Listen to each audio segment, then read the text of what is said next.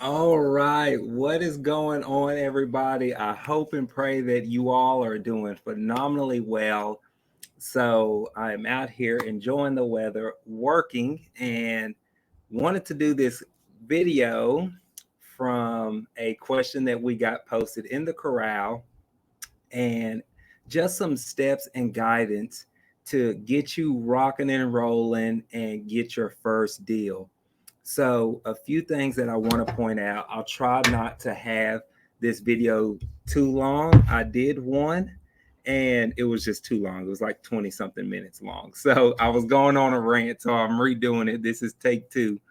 But step one, okay, I want to give you just some clear, actionable steps that you can implement, that you can take to go out there and start closing deals. So, number one that I want you to do, and that I encourage all of my students to do that I work with and coach, is to set a marketing budget, okay? I want you to almost kind of take off your real estate investing hat and put on a marketing hat, because marketing is the key to this business. And any business, for example, no matter what it is, you definitely have to be able to do the marketing to get those leads coming in, to get those prospects coming in. So I like, and I want you to set a marketing budget that you can comfortably spend for a minimum of 3 months. The reason that I say 3 months is because you want to at least give it time to work and that you can get a return on that marketing budget. So, anytime we're launching a new form of marketing, I do it for at least 3 months so that way I have data and numbers to go off of. Now, um, I don't care if that marketing budget is $100 a month or $10,000 a month. Okay. Now, what we'll do uh, is we'll find a marketing stream that will fit your budget. Okay. So, again, it doesn't matter. And in regards to me and my business, I want you to know that I like to stay lean and profitable. I like high ROIs. I don't want to say that I've made $100,000 this month on wholesales, but it took me, you know, $80,000 to make that $100,000. That's not a good ROI for me, right? I like to make, you know, uh, 80, $90,000 on spending $10,000 a month, just to give you an example of kind of some rough numbers there. But set that marketing budget. Again, it doesn't matter how much it is. So that's step one. Step two is let's figure out which marketing streams will fit. So when I first got started in real estate investing, I spent all my money on coaching. Okay. So I didn't have a large marketing budget. I started with cold calling and bandit signs because it's really cheap, and they work. They work really, really well. So figure out which form of marketing that you want to do. Okay. And also, a couple things on that. Marketing, they all work. From I've done bandit signs, cold calling, text messaging, ringless voicemails, PPC, Facebook ads, SEO. We're actually going to get ready to launch radio ads here in Q4 of this year. So I've tried several different forms of marketing. They all work. I've made money from every single one of those marketing streams. And the key when it comes to marketing is consistency. So you want to pick a form of marketing that you enjoy doing and that you know you can be consistent at, because that's really going to be the game changer. If you do not like door knocking, do not door knock. Okay. That didn't work out very well for me. A 6 foot, 300-pound black guy knocking on an old lady's door can be a little intimidating, to say the least, right? So uh, don't do a form of marketing that's not going to work out in your favor, or that you're just not comfortable doing. I work with a lot of ladies as well. They're not comfortable door knocking. fellas, same thing. That's what I dealt with door knocking. So pick one that you can stay consistent at, would be number two. Now, for example, if you're going to do cold calling, I highly recommend certain things like uh, a dialer. That's about $150 a month on setting up a dialer system. Do you need it? Absolutely not. You do not need all of these fancy systems, all of these fancy bells and whistles. They will make your life a little easier. Yes, they are a luxury. When I got started, and I would literally print my list out that I had of numbers, pick up my phone and start dialing. No fancy call rails, no fancy dialer systems, none of that. With my bandit signs, because I couldn't afford the printed ones, um, I did handwritten signs where I just had the blank white signs. I got those really big Magnum Sharpies and write "We Buy Houses Cash" and put my phone number on there. So I kept it as lean as possible. Um, the marketing that I am currently doing today, just so y'all know, and you have, I do cold calling. I still do it. I do Facebook ads and ringless voicemails. Those are my three forms of marketing that I do. Only pick one or two of those forms of marketing, and I want you to master those, okay? Get really, really efficient at them and learn them very, very well. Because what happened is when I was had all of those marketing streams going, I went to one of my coaches and I said, "Man, I'm doing all this marketing. I'm not getting the results that I want." And literally his advice to me was, "You need to stop every single thing that you're doing, squash all of that, and only pick one or two." And that's exactly what I did. So I cut all of those 7 forms of marketing that I was doing and did cold calling and ringless voicemails. And I did this literally right in time for the pandemic, because last year when I did that, we took off. I mean, things really took off for us, because I mastered those and I got really efficient at them and good at them. So that's going to be step 1 and step 2. Again, I'll repeat it. Step 1, set a marketing budget. Step 2, I want you to figure out which form of marketing you want to do. Step 3 is going to be pull your data. Okay. You will need something to pull data, whether that's PropStream is who I'm currently using. And I'm also right now, y'all, working on getting you a free 7-day trial. I should know something by the end of this week, a special link for all of my Corral members where you'll have access to that. So I'm able to pull with PropStream up to 10,000 leads a month. It doesn't matter the list that you pull, but I will let you know that right now in our business, pre-probate is hands down our best list. But you can pull pre-probate, foreclosure, divorce, high equity, vacant property, out-of-state owner. I do a lot of creative list pulling that you can pull. So I'll do out-of-state owner, they filed a bankruptcy, but it was dismissed, or going through a divorce. Like, I just get creative and use different filters when pulling my data as well.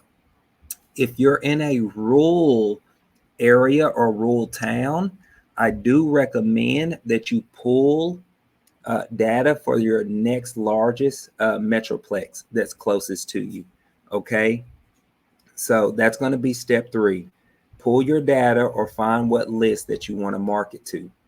Now, 4th, you're going to need to skip trace that list. Okay.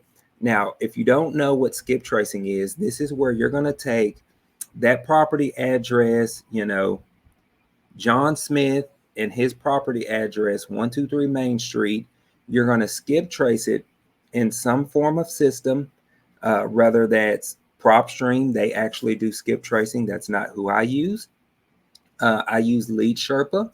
It's about 15 cents a lead, and they're going to give you their contact number. So you're going to get Three phone numbers, the top three phone numbers that they have on file for John Smith. They're going to give you his wife's name and phone number if he's married, his children, his next of kin, um, and his email address, all for 15 cents. It's crazy, right? What you can get for 15 cents. But you're going to, once you have that, his contact information, and the fifth step is turn your marketing on. Actually start reaching out to those sellers, okay? And having quality conversations with them. Say, hey, Mr. and Mrs. Seller, my name is Clifford. I'm an investor in the area. I was just reaching out to see if you would be interested in selling your property over on Main Street. That's simple, y'all. I don't want you to overthink it. That is literally our opening line or something along the lines of that, no matter what the list is, whether it's foreclosure or probate. If you call somebody and say, hey, John, my name's Clifford. I saw you were on the foreclosure list and I was reaching out to see if you wanted to sell. That is the fastest way for you to get hung up on. Okay. So you want to definitely approach it very calming, not aggressive or anything like that. Like just have a conversation, see if they're interested in selling. And that way you're going to be able to handle the conversation from there because they're going to say yes, no, maybe so. So those are the main 5 steps that I want you to take so that you can get out there and get you a deal. Set a marketing budget. Hold on, I lost my train of thought. I'm sorry, y'all. Set a marketing budget. Determine what form of marketing you want to do. Pull some form of list or data. Skip trace that data. And then lastly, start marketing to them. Okay. They all work, so don't get caught up in that on figuring out the best form of marketing. Again, I'll really harp on that because a lot of people say, well, I want the best stream of marketing. I want the best one. They all work, y'all. I can't stress that enough. All right. And then lastly, a couple tips that I want to share with you as well is don't overthink it. Keep things really simple. As a rancher, I really am a rancher, right? We love things simple. You cannot scale complicated. So simplicity is the key, okay?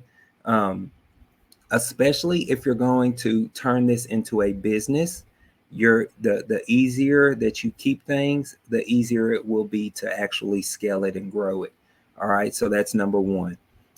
Also, another tip is there is always a new system coming out every month, every other week, just about. So do not get caught up in the shiny object syndrome and chase the next best thing. Um, keep it simple. Oh my God, I can't stress that enough. I'm sorry, y'all. And don't get caught up in that. I see so many of my new students or people that I'm working with get caught up on that little part right there, trying to figure out the systems and things of that nature. It can be so overwhelming at times doing all of that stuff. So I want you to don't get caught up in that. Remember that it is a luxury and it's not a must have. There are some things, and I'll actually maybe do a video here on the top systems that I recommend or the must haves that you really don't need. All that extra stuff is just extra. Okay. And then secondly, or thirdly, another tip that I want to say is focus on one step at a time. Okay. This can be very scary. This can be a little overwhelming trying to figure out, well, what's going to happen if I don't find a buyer, what title company to use, and all that good stuff. Always focus on one step at a time. So for example, I still take this approach till this day is I get the property under contract. That's my first step. Okay. Once I have it under contract, then I find the title company and send that contract over to the title company. Once I've done that, And for me, I determine, okay, which strategy am I going to use on this property? Am I going to wholesale it? Am I going to fix it up and flip it? Is this one that we're going to keep in our portfolio for a rental? So once I've determined that, and then I branch off from that strategy and go from there. So if you're going to wholesale it, and I know most of y'all are, then once you send it to the title company, your next step after that is going to be um, finding your end buyer. Okay, start sending it out to end buyers. So you only want to focus on one step at a time. If not, you're going to worry yourself. Don't worry about the right things to say when you're talking to your sellers. It's all about just having a quality. I'm sorry, y'all can't talk. A quality conversation with your sellers. Okay, so you don't have to have these super good closing lines and things of that nature. You're going to be really surprised when you hear, and I'm going to share some videos or some conversations that I have with sellers. I'm working through that because some of that information I really can't share, and I actually had to talk to somebody about it. I can get in trouble for sharing some information. So I'm trying to work around that, but I want to share some conversations, but it's literally just like I'm talking to y'all right now. It's so laid back. Hey, Mr. and Mrs. Seller, what's going on? How are you doing? I'm building rapport. I'm building trust. I'm building likability in our conversation, and I want to get to know what the root of the problem is so that I can know how to serve that person on that other end. So those are my rants on the video. I know we're getting a little long. We're about 17 minutes in, so I better cut this short. I hope this was valuable to y'all. Let me know your feedback, but y'all take care and be blessed.